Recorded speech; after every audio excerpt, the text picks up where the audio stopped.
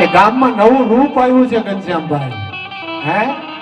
કે ગામમાં નવું રૂપ આવ્યું છે કે એલા આ તો ચારણની દીકરી આઈ કહેવાય કે બાપુ કોક કોક બાઈએ હોય હો કે પણ આ તો ચારણની દીકરી છે, આ તો આઈ છે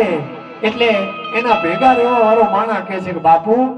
કોક કોક બાઈએ હોય અને મહિલાની મતી ભરી છે, મહિલાએ કાંકરીનો ઘા કર્યો, કાંકરીનો ઘા કર્યો એટલે જેતબાઈમાં કઈ બોલ્યા નથી પણ ભેગી સહેલીઓ છે, ભેગી બીજી દીકરીઓ છે એટલે પાછા ઘરે વયા જાય છે અને ઘરે પાછું બધાને મૂકી અને એકલી જેતબાઈ પાછી આવે છે એટલે ઓલા માણસે કીધું બાપુ જોયું ને હું કહેતો હતો ને કોક કોક બાઈએ હોય પાછી આવે છે ને, આ તમે કાંકરી મારી અને પાછા એકલા આવે છે ને આ વાત સાંભળી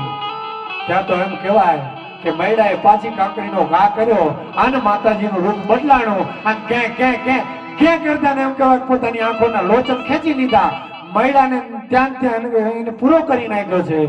અને પછી હવે પ્રસંગ ચાલુ થાય છે। પછી જેઠભાઈ માને કોકે પોતાના બાપુને જાણ કરી કે હવે અહીંયા રહેવાય નહીં કારણ કે મૈડા રાજપૂતોનું રાજ છે અને હમણાં ચારણો ઉપર ચડાઈ કરશે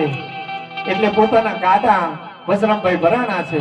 100 ગાડા ભરાણા છે, એક બે નહીં 100 ગાડા ભરાણા અને ત્યાં તો એમ કહેવાય એક પહાડજી અને ઘુમરજી નામના બે ઠાકોરના દીકરા આવીને ઉભા રહ્યા છે। માં હે માં જેઠભાઈ અમે ઠાકોર છીએ, અમારી ફરજ છે, અમારે ક્ષાત્રવત છે,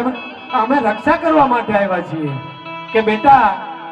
તમારી રક્ષાની જરૂર નથી, અમે હવે બીજા ગામ વયા જાય છીએ પણ માં તમને વડાવવા માટે અમારે આવવું છે। માં તો કે પહાડ બેટા જે ગાડે હું ના બેઠી હોય ગાડામાં બેસી જાઓ એટલે બીજા ગાડામાં જઈ અને પહાડજી અને ઘુમરજીએ જોયું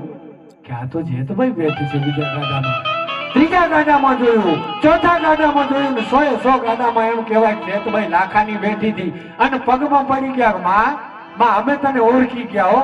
તેથી એમ કહેવાય છે કે જેતભાઈ માએ કીધું તું જાઓ હવારના પોરમાં તમે બે ભાઈ આ મૈડા રાજપૂત ઉપર ચડાઈ કરજો અને જો હવારનું એમ કહેવાય વાલોવરનું ભાદર ન આપું તો હું જેતભાઈ લાખાની નહીં અને હાલ પણ ત્યાં જાઓ તો કોનું તો કઈ બારૈયા હાથના ઠાકોરોનું રાજ કહેવાય છે। આવી માવડીઓ છે, આવી ભગવતીઓ છે, એને એક લીટીમાં હવે આપણે યાદ કરી તમને મોજ કરાવી છે।